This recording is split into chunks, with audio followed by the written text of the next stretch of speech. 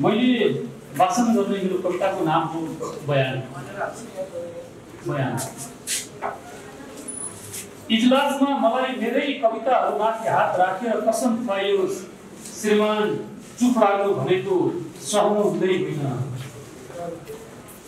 इजलासमा मलाई मेरै कविताहरूमाथि हात राखेर कसम खुवाइयोस्, श्रीमान चुप लाग्नु भनेको सहनु हुँदै होइन। यहाँ बिना बहस च्याति दिएका छन् मैले राता अक्षरमा लेखेका मेरा राता कविताहरू।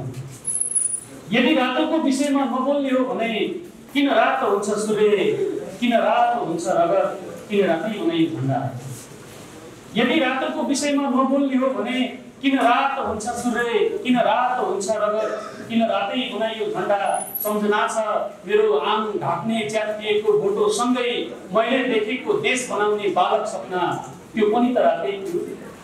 विदेशी बेला बहिनीले निधारमै टाँसी दिएकी थिइन् रातो कनिका, मैले अझै बिर्सिएको छैन मेरी आमाको सिउँदुर पनि त रातै थियो।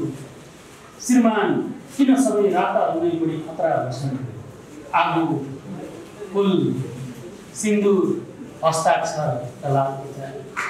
श्रीमान किन सबै राताहरू नै बढी खतरा हुन्छन्, आगो फुल सिन्दुर हस्ताक्षर लाल पूजा। यो मेरो बयान सेतोको समर्थनमा भने हुँदै होइन।